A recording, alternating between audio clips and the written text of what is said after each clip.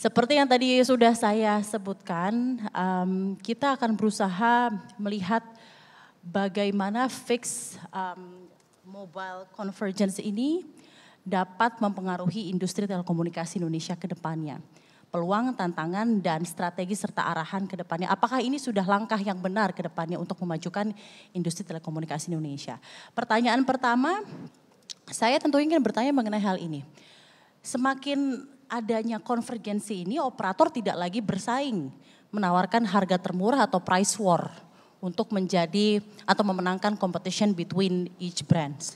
Kompetisinya sekarang seperti apa? Mungkin bisa dijawab oleh Pak Vikram terlebih dahulu. Let me start by first, really complimenting Pak Budi. What he said, the power of AI. Pak Budi, my number one learning is every dollar invested on AI need to be supported by a dollar invested on people development. So it's very important, Pak Budi, that what you said, we all work together on ensuring that we equally invest on the capability development of Indonesian talent. That is how AI will be successful. With this background, I think your question is price competition. Yes, price war, price competition. I have been in the industry for 2 decades. 2 decades I have been in the telco industry, and I think Budian and Sigit will agree to me. The whole 2-3 data point I'll give you. COVID was a silver lining for the industry. COVID taught us how important is the industry, whether it is work from home, whether it is getting educated for home, or even getting entertained. The backbone, just imagine if there was not a healthy telco industry, how we would have lived the COVID era. So what COVID did, it brought the importance of the industry on the forefront. Whether it is policymaker, whether it is regulator, across the world, even in Europe, Asia, everywhere. I have been following Pi Smile. We all saw the importance. For us in the industry, what it taught us, that customer is not looking for cheap product. Customer is looking for a value for money, and they are looking for a very, very good experience. Let me give you a simple example. Two examples I'll give you. I was having coffee, not even Starbucks, little below. I paid 50,000 rupiah. The industry ARPU is less than 50,000, and we use it for 30 days. That is one end of it. My driver, he get paid 7 million, 6 million. He spent 140,000 per month on cigarette. And on data, he spent 30,000.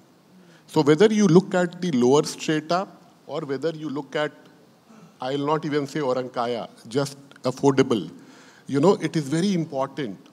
See, the point which I'm trying to make is, what has triggered the shift in the industry is consumer itself. It has taught us that they are not asking for cheap product. They are asking for real value for money. And the last data point I want to say is, data is not consumption. Data is primary. It is even in the data is helping a customer do lot of productive work on a fraction of a cost. Yes. So that is what has triggered this shift. But Mr. Vikram, how do you actually provide data that is more competitive other than your other competitors? If you said that the real value of money is what the consumers are seeking, and other providers also asking for and also offering real value for money, how does each of your brand really stand out from one point of view? I think this is again a very good question. Instead of chasing each other, I strongly believe you have to follow your customer. What is your customer asking? Indonesia is a big country. Again, one more data point. I don't think so there is any other country in the world. Between today and 2027, there will be 21 million new customer, first-time internet user, which will be coming from rural Indonesia. What does that mean? Australia is getting born in a rural Indonesia. Tell me another country in the world which has such opportunity. So we don't have to chase each other. How we can upgrade the quality. There is enough room for all of us to serve our customer and give value. And I gave you all the data point. If I lower the price, that will not be a differentiator. What I want to do is give them the kind of experience, and that is where the challenge is. It is not easy to do a very good network across Indonesia. Wonderful, a great explanation. Berikan apresiasi yang luar biasa. There's always a room for everyone in the industry. Dengan begitu banyaknya populasi Indonesia, masyarakat Indonesia, dan begitu banyak layanan yang bisa ditawarkan untuk seluruh lapisan masyarakat Indonesia. Kemudian silakan Bu, kalau bukan price war lagi nih, bentuk kompetisinya antara operator telekomunikasi, bagaimana pandangan Anda untuk tentunya XL Axiata bisa menawarkan yang terbaik gitu untuk consumer? Terima kasih Mbak Safrina. Jadi saya tadi setuju dengan Pak Fikram ya, bahwa price war itu udah so yesterday, udah nggak zaman lagi lah kita ya price war. Karena price war itu bukan cuma tidak baik buat operator, tapi juga tidak baik buat industri, juga tidak baik untuk pelanggan. Ya, jadi price war memang sesuatu yang harus kita tinggalkan. Nah mungkin tadi pertanyaannya, kalau kita tidak berkompetisi dalam harga, kompetisinya dalam hal apa gitu kan pertanyaannya. Jadi kalau sekarang saya, Pak Fikram, Pak Sigit, kita lebih fokus ke dalam memberikan layanan. Ya, jadi layanan misalnya bagaimana produk kita atau layanan kita itu bisa diterima dengan baik dengan masyarakat, bagaimana layanan tersebut memang produknya yang diperlukan oleh masyarakat gitu ya. Kemudian juga yang kedua fokusnya adalah dalam masalah customer service, contact center. Jadi bagaimana kita ini bisa memberikan jawaban atas masalah-masalah untuk masalah telekomunikasi yang dihadapi oleh para pelanggan kita. Kemudian juga fokus yang ketiga untuk berkompetisi adalah inovasi. Ya, jadi bagaimana kita ini setiap saat berinovasi untuk mendapatkan sesuatu yang baru buat masyarakat. Jadi sebagai gambaran, kalau masa-masa lalu mungkin komplain yang datang ke arah kami itu lebih ke arah, aduh ini kenapa nih internetnya lemot gitu ya. Tapi kalau sekarang itu aplikasi itu sangat menentukan. Ya, jadi aplikasi, misalnya aplikasi My Excel, My Telkomsel atau My Indosat gitu, itu menjadi bloodline buat kita. Ya, kalau misalnya mereka tidak bisa membuka aplikasi atau tidak bisa membeli paket di aplikasi, itu sudah merupakan sesuatu yang istilahnya seperti katastrofik gitu ya. Jadi pergeseran tersebut yang harus kita jawab dengan layanan atau kualitas yang lebih baik, Mbak. Jadi availabilitas dan accessibility untuk setiap customer dimanapun, kapanpun gitu ya Bu ya? Kapanpun, dimanapun, dan apapun bentuk dari keinginan customer. Oke, apapun bentuk dari keinginan customer. Yeah, anytime, anywhere. Makanya itu juga benar-benar jadi sesuai dengan kata Pak Fikram ya. Jadi selalu ada room for everyone karena customer tentunya memiliki minat yang berbeda-beda, kebutuhan data yang berbeda-beda, demografis yang berbeda-beda gitu ya Bu ya. Ya, exactly. Karena memang kan Indonesia itu luas. Kemudian juga demografinya itu sebetulnya terdiri dari berbagai macam segmen. Ya, jadi kalau mungkin produk saya atau brand saya itu lebih cocok untuk segmen tertentu, misalnya segmen youth, mungkin Telkomsel itu lebih ke arah high segment misalnya gitu. Jadi masih banyak room for everyone di sini. Baik, terima kasih Bu Dian. Kita berikan apresiasi untuk Bu Dian. Ini keren nih, kompetisinya sama-sama memberikan layanan terbaik dan tentunya ini akan menimbulkan manfaat yang kolektif untuk seluruh masyarakat Indonesia demi lebih baiknya lagi industri telekomunikasi. Pak Sigit, apa kabar Pak? Baik. Gimana nih Pak kalau dari Telkomsel Pak, mengedepankan kualitas dan layanan untuk consumer? Saya pikir tadi sudah banyak dielaborate sama Pak Fikram dan juga Bu Dian gitu ya, bahwa pricing is no longer point of competitions. Tapi the most important bagaimana kita bisa memberikan layanan terbaik kita buat pelanggan. Bagi kami kualitas jaringan pasti menjadi basic. Ini harus terus-menerus kita kompetisikan gitu ya. Competitors, Pak Fikram, Bu Dian terus membangun, kita juga terus membangun untuk terus memberikan layanan terbaik kita. Pelayanan tadi sempat disebut Bu Dian, kita juga terus-menerus improve. Nah salah satunya mungkin nanti dengan menggunakan AI ini kita juga sudah implementasikan. Ini bagian dari effort kita untuk terus memberikan layanan terbaik bagi pelanggan, menjawab kebutuhan pelanggan, dan juga variasi inovasi. Di kita salah satu fokus yang sedang kita terus jalankan itu konvergensi, di mana Telkom Indonesia telah mentransfer IndiHome bisnisnya ke Telkomsel gitu ya, sehingga kita sekarang punya integrated FMC di dalam Telkomsel. Nah ini jadi salah satu value yang ingin kita terus tingkatkan untuk kita berikan kepada pelanggan kita tentunya gitu ya, untuk memberikan nilai tambah dari apa yang bisa kita berikan ke pelanggan. Di sisi yang lain bagaimana Telkomsel juga terus meningkatkan journey dari aplikasi yang digunakan. Tadi kalau ngomong kualitas itu bukan hanya kualitas jaringan, tapi bagaimana journey-nya menggunakan aplikasi kita untuk membeli produk, untuk mengakses entertainment dan lain sebagainya. Ini jadi kunci juga bagaimana kita terus bersaing gitu ya. Hal juga yang nggak kalah pentingnya bagaimana konten dan services yang kita embed di dalam connectivity. Karena connectivity alone will not sell anything gitu ya. Dan kami yakin selain berpartner kita terus berinovasi gitu ya untuk memberikan value lebih agar pelanggan itu tidak fokus kepada harganya tapi bagaimana kebutuhan mereka terjawab dengan solusi yang kita berikan atau layanan yang kita berikan. Mungkin itu tambahan dari apa yang sudah diberikan. Pak Sigit, karena tadi Anda menyebut mengenai lagi fokus untuk konvergensi gitu ya, dan IndiHome sekarang telah bergabung dengan Telkomsel. Nah sejauh ini dampaknya seperti apa untuk bisnis Anda dan bagaimana juga ini memudahkan Anda untuk memberikan layanan untuk para consumer Anda? Ya, yang menarik setelah kita punya bisnis fix di Telkomsel itu kita jadi punya view yang cukup luas gitu ya Mbak. Karena di mobile saja tentunya is not enough to see the traffic dari penggunaan pelanggan selama 24 jam gitu. Tapi ketika kita sudah pegang fix, kita tahu behavior pelanggan dengan lebih kaya gitu. Mungkin 65% payload share itu di Telkomsel bisa kita lihat gitu ya. Dan kalau kita lihat fix dan mobile itu punya kebutuhan yang berbeda dalam konteks customers. Dan ini membuat kita bisa lebih inovatif untuk memberikan layanan konvergensi, tidak hanya bahwa dia bisa beli layanan satu atap gitu ya di Telkomsel saja gitu, tapi juga konvergensi di sisi konten dan servicesnya dan juga kemudahan-kemudahan lainnya gitu. Ditambah lagi kalau kita lihat gitu penetrasi fixed broadband atau home broadband di Indonesia masih sangat rendah gitu ya. Jadi dengan FMC ini kita melihat peluang bagi kami operators untuk terus meningkatkan penetrasi home broadband di Indonesia untuk meningkatkan juga digital adoption yang ada di Indonesia. Karena mobile tentunya punya banyak limitasi. Kita menggunakan aplikasi di mobile ada limitasinya, ada kegunaannya, tapi juga di rumah gitu ya.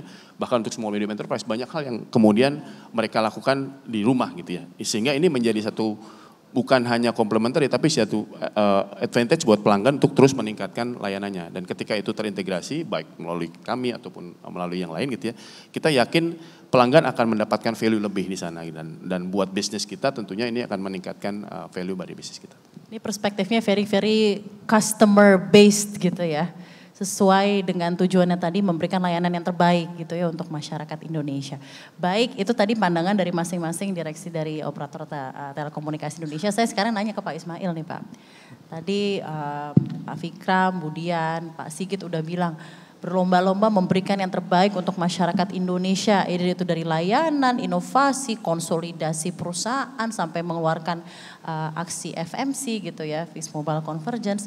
Menurut Pak Ismail sendiri apakah sebenarnya industri telekomunikasi Indonesia ini iklimnya sudah ideal? Bagaimana evaluasi Anda dan juga apa yang perlu diperbaiki dan notes-notes ke depannya untuk semakin lebih baik lagi? Silakan Pak Ismail. Baik, terima kasih. Ini pertanyaannya kayak ujian, apalagi saya di depan Pak Menteri ini nggak boleh salah. Baik, terima kasih teman-teman semua. Jadi memang industri iklim telekomunikasi kita ini sedang mengalami situasi yang tidak mudah. Karena apa? Karena pertumbuhan teknologi dan berpindahnya shiftingnya bisnis model yang dulunya semua tersentral di telco, sekarang pemanfaatannya ini sudah memegang peran yang lebih besar lagi. Jadi pemanfaatan infrastruktur itu sekarang termasuk AI ini yang sekarang sedang menjadi playmakernya gitu. Sementara telekomunikasi ini adalah prasyarat yang harus ada duluan. Tanpa mungkin bisa kita memanfaatkan tanpa ada pemanfaatan yang baik. Tapi secara financial aspek kalau kita amati, teman-teman industri telco ini sekarang sedang melakukan upaya yang luar biasa untuk melakukan satu kata kunci, sustainability terhadap bisnisnya. Karena apa? Karena tekanan industri tadi yang berubah, shifting yang tadinya sentralnya ada di telco, sekarang sentralnya sudah tidak di telco lagi. Biayanya, cost-nya yang mereka siapkan untuk menghandle traffic yang polanya eksponensial, kebutuhan masyarakat itu makin meningkat. Karena tadi data yang diceritakan ini inovasi-inovasi terus diupayakan oleh teman-teman telco termasuk FMC dan sebagainya, itu adalah sebenarnya sebuah jawaban gitu, sebuah upaya dari teman-teman telco itu untuk bertahan hidup tadi, sustain industrinya. Nah, kami sebagai regulator, policy dan regulator tentu pertama menyiapkan policy-policy dan regulasi yang comply terhadap situasi itu. Bukan menyiapkan policy dan regulasi yang aneh-aneh gitu, yang membuat mereka menjadi tambah beban, tambah sulit gitu. Justru kita itu menyiapkan policy dan regulasi yang memudahkan, yang bisa menjadi akselerator terhadap teman-teman telco ini. Contohnya misalnya kebijakan sharing. Kita tetapkan dalam Undang-Undang Cipta Kerja, semua layer sharing sekarang sudah dibuka. Layer passive sharing, active sharing, bahkan sampai dengan spektrum frekuensi sharing. Ini apa? Supaya agar terjadi efisiensi di industri ini gitu. Kemudian kita juga memberikan kesempatan kepada teman-teman ini untuk berinovasi terhadap ruang-ruang pemanfaatan tadi dan membundling service, menjadikan networknya itu menjadi intelligence network. Kalau hanya jualan bandwidth saja sekarang udah berat sekali teman-teman ini. Dia harus menjual solusi kepada industri itu. Membuat networknya menjadi intelijen. Nah, intelijen ini AI dan sebagainya ini jawaban untuk membuat layanan yang inovatif kepada masyarakat. Karena apa? Karena kalau kita hanya mengandalkan ARPU yang tadi dicontohkan oleh Pak Fikram, segelas Starbucks aja lebih mahal daripada biaya ARPU rata-rata 1 bulan penggunaan data. Ini kan berat ini tantangannya, sehingga mereka betul-betul harus inovatif dan menyiapkan solusi buat masyarakat, membuat networknya menjadi intelijen. Nah, kita hadir dengan solusi pertama adalah policy dan regulasi yang friendly tadi. Nah, yang kedua nggak cukup sampai di situ, pemerintah juga melakukan intervensi dalam bentuk fiskal. Budget, membangun jaringan-jaringan yang sulit dibangun oleh teman-teman telco. Baik. Dengan melalui implementasi bakti. Kita menyiapkan badan layanan umum, membangun backbone dan backhaul yang saat ini memang kalau ditunggu teman-teman telco bangun sendiri itu akan sangat mahal kosnya. Sehingga pemerintah ikut intervensi dengan fiskal. Tidak cukup dari anggaran USO saja, bahkan menambah mentop up APBN 3-4 kali lipat dari pendapatan anggaran USO itu. Kemudian meluncurkan satelit dan seterusnya, ini untuk membantu middle mile dan seterusnya. Untuk daerah-daerah yang selama ini teman-teman telco ini agak berat sekali kalau mereka harus membangun secara komersial untuk financial available terhadap daerah-daerah itu. Jadi kebijakan, regulasi, insentif fiskal, kemudian kita juga memberikan kemudahan-kemudahan dalam saat ini sedang mempertimbangkan di spektrum frekuensi radio. Beberapa kali kita berdiskusi dengan teman-teman ini untuk membuat spektrum yang affordable sehingga regulatory charge dari industri ini juga kita bisa tekan gitu. Ada limit ambang batas psikologis. Jadi itulah beberapa hal yang saat ini dan terus kita monitor perkembangan karena ini adalah infrastruktur yang sangat strategis buat bangsa, nggak bisa main-main. Jadi pemerintah Indonesia di bawah kepemimpinan Pak Jokowi, Pak Menteri sekarang Pak Budiari, ini kita betul-betul berada di dalam posisi yang memberikan support penuh, kemudahan kepada telco operators ini untuk bisa run lebih cepat sehingga kita bisa pindah isu, bisa lebih konsentrasi di isu pemanfaatan lagi karena ini adalah prasyarat sebenarnya. Infrastruktur ini yang harus ada lebih duluan. Nah, syaratnya 3 infrastruktur ini. Pertama, coveragenya mengcover semua masyarakat. Yang kedua adalah kualitasnya, broadband, connectivity-nya. Dan yang ketiga dengan affordable price. Itu memang kita jaga. Jadi memang prasyarat ya Pak ya, ini basic dan yang necessity lebih dulu infrastruktur harus siap, seperti gitu. itu terlebih dahulu. Baru ditambah lagi dengan regulasi dan kebijakan yang friendly untuk para pebisnis, private dan lain-lain ya. Terima kasih atas komitmennya Pak Ismail. Nah saya ingin tanya juga ya Pak ya, kalau semua perusahaan, semua pihak berlomba-lomba memberikan layanan yang terbaik gitu ya untuk masyarakat Indonesia, berarti akan bermunculan juga beragam instansi untuk melakukan hal yang sama. Jadi marketnya jadi saturated gitu Pak. Dan kita juga bisa lihat data yang bisa kita ketahui bersama. Internet service provider Indonesia ini juga jumlahnya ratusan dan begitu banyak. Apakah itu sebenarnya ideal Pak? Bagaimana study case yang mungkin Bapak juga pelajari gitu dari negara lain mengenai negara yang bisa memprovide internet service yang baik gitu untuk masyarakatnya? Ya, kalau kita bicara infrastruktur itu kan layernya ada beberapa layer ya. Yang saya bahas tadi itu adalah telco yang sifatnya mendasar yang mengcover secara nationwide. Namun untuk solusi ISP, teman-teman kita, anak-anak muda kita itu dia akan memberikan create terhadap solusi yang seperti kami sampaikan. Tidak lagi hanya fokus pada solusi bandwidth-nya. Nah ini walaupun kita jumlahnya banyak, namun ada customizing industri yang dibutuhkan untuk setiap sektor. Sektor kesehatan, pendidikan, ekonomi, UMKM dan sebagainya. Nah teman-teman ISP ini akan hadir sebagai solusi yang memberikan value added dari infrastruktur. Jadi memang tidak apple to apple membandingkan antara telco operator yang besar ini dengan teman-teman ISP. Telco besar ini malah kita berharap ke arah konsolidasi ya supaya terjadi sebuah efisiensi industri. Namun kalau ISP teman-teman yang ada di sedikit di atas masih layer infrastruktur, namun di atas itu kami harapkan menambahkan valuasi terhadap pemanfaatannya. Jadi yang seperti saya sampaikan tuh hadir dengan solusi. Jadi saya berharap teman-teman telco besar ini bisa tidak memandang teman-teman ISP itu sebagai kompetitor, tapi justru sebagai complementary yang bisa menjadi solusi bersama buat mereka. Gitu. Ujungnya masyarakat akan menikmati kaya terhadap inovasi. Gitu. Ini luar biasa konstruktif sekali ya, complementary dan tentunya kembali lagi untuk kebutuhan masyarakat Indonesia. Kita berikan apresiasi untuk Pak Ismail. Thank you Pak komitmennya. Nah sekarang saya mau ke Pak Sigit lagi. Pak Sigit mungkin ada tambahan atau tanggapan dari apa yang dikatakan Pak Ismail. Silakan. Ya, saya setuju sekali dengan Pak Ismail tadi berkaitan dengan bagaimana kami melihat ISP dan bagaimana kita tidak berkompetisi tapi justru sebagai karena market penetrasinya itu masih sangat rendah untuk home broadband gitu ya. Baik. Masih 15%. Jadi ruang untuk kita bisa meningkatkan penetrasi sama dengan atau lebih baik dari negara tetangga itu kita butuh semua untuk berkolaborasi.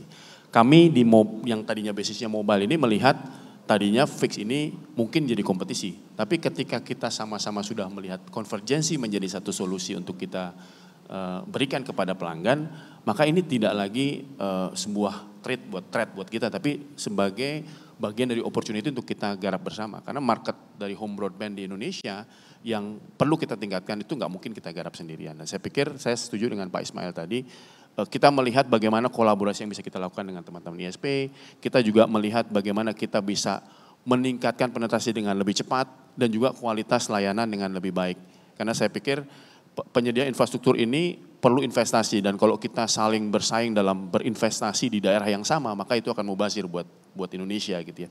Mending kita saling bagi di mana kita mau invest tapi yang jelas ujungnya tetap berkompetisi dengan kualitas layanan sehingga pelanggan tetap mendapatkan value terbaiknya. Baik. Tetapi investasinya tidak sendiri-sendiri gitu. Ya, itu mungkin kedepannya barangkali nanti dari pemerintah, dari Pak Ismail dan Pak Menteri mungkin nanti akan membantu mengatur bagaimana nih level playing field yang akhirnya fair buat ke semua pihak. Karena memang berbeda approach yang kita lakukan di telco base seperti mobile dan fix sekarang yang sudah bergabung gitu ya dengan ISP mungkin gitu ya. Dan satu value yang tadi Pak Ismail sampaikan gitu bahwa kami juga melihat bahwa layanan di atas broadband itu jadi penting gitu sehingga layanan di atas broadband. Ya, jadi layanan-layanan apa yang kita deliver di atas broadband. Hari ini kita punya entertainment content, hari ini kita punya berbagai layanan di atas itu. Apa yang bisa kita kolaborasikan bersama para mitra aplikasi, tentunya ini jadi satu value lebih yang bisa kita berikan kepada pelanggan. Sekali lagi, ujungnya kita tidak memberikan apa yang kita punya, tapi kita memberikan apa yang pelanggan butuhkan. Mungkin itu apa yang kita coba lakukan. Kita tidak memberikan apa yang kita punya, tapi kita memberikan apa yang dibutuhkan oleh consumer. Luar biasa.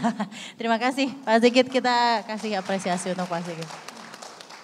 Tapi mungkin ada tanggapan tersendiri tentang tadi sudah ada banyak kemudahan yang di-provide oleh pemerintah dari kebijakan yang friendly, pengalokasian fiskal untuk pembangunan infrastruktur. Mungkin ada aspirasi yang juga ingin Anda sampaikan dari pihak swasta, dari pemerintah untuk terus membantu dan memberikan insentif untuk pihak swasta. Kami selama ini sangat dekat gitu ya, komunikasi sangat lancar dengan Pak Ismail dan juga Pak Menteri untuk bagaimana kebijakan ini mendukung industri yang sehat. Saya pikir pesan khusus sudah selalu disampaikan dan tidak ada yang spesifik yang tidak pernah diadres.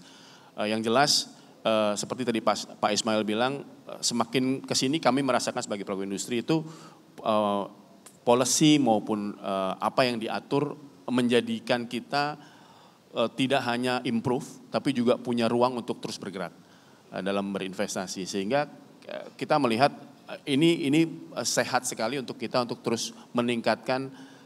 Dan mungkin kalau buat pelanggan gitu ya, kalau kita tidak bisa memenuhi kebutuhan pelanggan, meningkatkan kualitas pelanggan, kita yang malu gitu ya.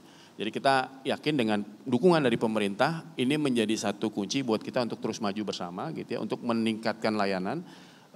Tentunya untuk ke depan pasti ada polisi-polisi lain yang sedang digodok oleh Pak Ismail, oleh Pak Menteri, apa saja misalnya terkait dengan teknologi baru ataupun penggunaan spektrum. Nah ini bagian-bagian yang terus-menerus kita terus komunikasi. Hari ini mungkin kemarin sudah 4G kita sudah deliver gitu, 5G another different needs for spectrum gitu, ini pasti akan jadi satu bagian yang terus diatur. Dan saya yakin dengan historical yang kita sudah miliki, fairness kemudian healthiness dari government policy yang sudah dilakukan itu meningkatkan positif environment dari sisi bisnis ini. Terima kasih. Terima kasih sudah cukup jelas Pak Sigit. Terima kasih banyak. Sekarang ke Budian. Budian, mungkin ada tanggapan tadi apa yang disampaikan oleh Pak Ismail. Sudah banyak kebijakan yang dikeluarkan untuk memudahkan swasta untuk terus berkembang gitu ya. Bagaimana tanggapan Anda? Silakan. Ya, terima kasih. Tadi saya sangat senang begitu mendengar Pak Ismail mengatakan bahwa pemerintah juga menyambut baik keinginan operator untuk mengurangi regulatory charges. Ya kebetulan ada Pak Menteri juga di sini. Kayaknya banyak yang disampaikan langsung nih ya ke Pak. Dan juga jadi curhat session nih ke Pak. Gimana Pak Budi, ada yang mau disampaikan nggak? Silakan. Sejauh ini.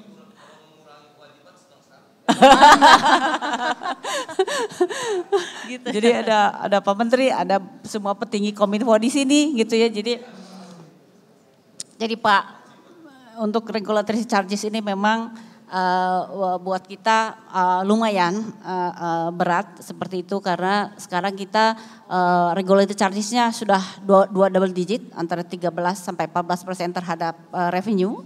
Barangkali mungkin kalau Telkomsel lebih kecil tapi about that right. Sejak tahun berapa berarti ya Bu itu? 13 sampai 14% dari total revenue.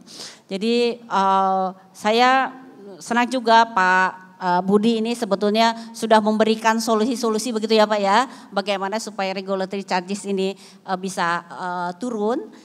Dan Pak Menteri juga sudah memberikan kami PR. Bagaimana supaya nanti kita bisa merealisasikan betul ya Pak ya regulatory charges ini. Memang sekarang kalau kita lihat 5G itu kan sudah di depan mata ya. Dan 5G itu memerlukan bandwidth yang luar biasa besar. Jauh lebih besar daripada 3G ataupun 4G.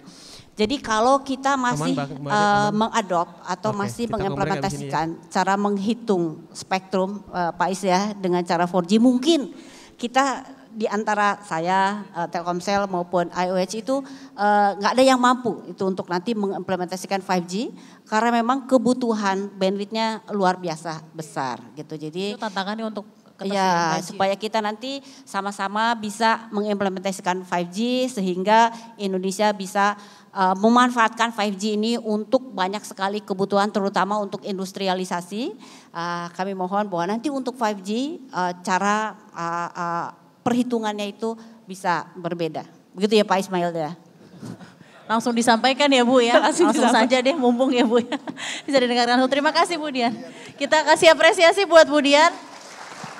Dan juga seluruh hadirin tentunya bisa mendengar langsung, oh ini berarti roadmap-nya ke sini ya, mengenai 5G dan juga ke depannya, progresnya dan juga tantangannya. Nah, I would like to ask the same questions to Pak Fikram. So Budian previously mentions about 5G. How is your opinion about the evaluations on the progress of implementing 5G in Indonesia? What are the challenge and opportunities? What's in it for Indosat? Last week I was in Barcelona and I was invited in one of the global forum with people from all over Europe, mainly, and US.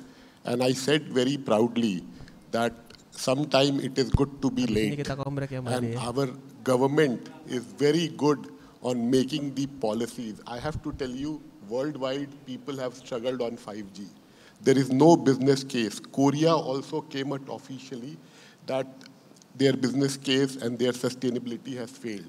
I have been following Pi Smile, from 2020 in LinkedIn in different forums. He has been telling that 5G is all about collaboration, how 5G can help solve problem and how the spectrum can help Indonesia not only become the digital powerhouse of Asia on the forefront. So I think we have to learn, and the good thing is now scale rollout has happened not only in markets like Korea, now it has happened on India.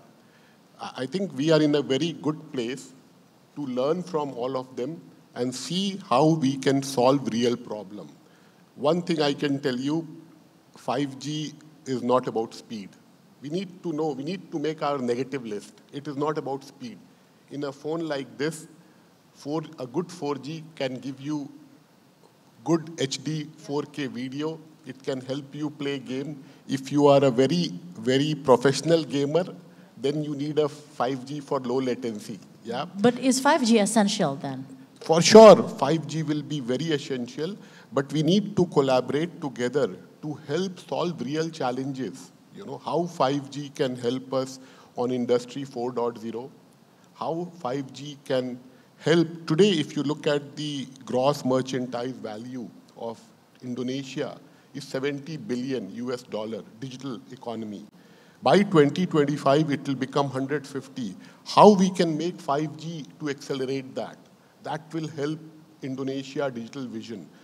For sure, it will help, but it needs a very different level of collaboration. Collaboration between all of us, collaboration between handset manufacturer, how we can make sure that we are getting affordable handset. The good thing is all of us have launched 5G. We are seeing the upgrade happening very fast. Today we have machine learning, we have AI, we can predict our future in a much better manner what we could have done. So I feel that here, especially ComInfo has done a very good job on timing it. Timing is important. And I think from here, we need to pivot in a manner that it helps Indonesia, and it doesn't only help the metropolitan, it helps the rural Indonesia. How we do it is something which we are very good. The other silver lining for 5G, the cost of production of data, 1 GB, compared to 4G is better on 5G. So that's a good news because we are a scale country. When we produce data, we produce in volume. So I think that's a good learning coming out. So with all these things, I think the key message is 5G is a lot more about gotong royong, how we collaborate together, how we work together on making sure achieve that goal. Make it very, very impactful for Indonesia and the people of Indonesia. Thank you so much for that. And last one, before we conclude our session, Mr. Fikram, how does your company will also support the transition from 4G to 5G in a very effective way? And also what message you wanna put to your other brands and the governments to implement 5G even better with all of its shortcomings that we have in Indonesia and also the opportunities that you see forward? I think this is a very good question. Budian said a lot on how we need support from Pamantri, Pi Smile, and the entire leadership team. We can't do it alone in an impactful manner. I think the spectrum need to be used. It's a national asset. It has to be seen from an angle how it helps improve our digital economy and digital gross merchandise value. I think the perspective has to be kept like that. A. B. I think at Indosat, 2020 onwards, we started making sure that all our investment, whether it is on radio, whether it is on transport, we are getting ready for 5G. One of the other important and key challenge of 5G in Indonesia is backbone and transport, and it takes time. So, connecting site to fiber, making sure, and also I must say Telkom, Mitratel, they are all more very open and collaborative on how the infrastructure is shared to benefit all part of Indonesia. So for sure, we are fully committed. We will follow Pa Menteri, Pa Ismail, and the whole leadership team, and we'll work in a very collaborative manner that 5G is a showcase for Indonesia. The world has not been able to produce a showcase. I think we are in a good place to do that.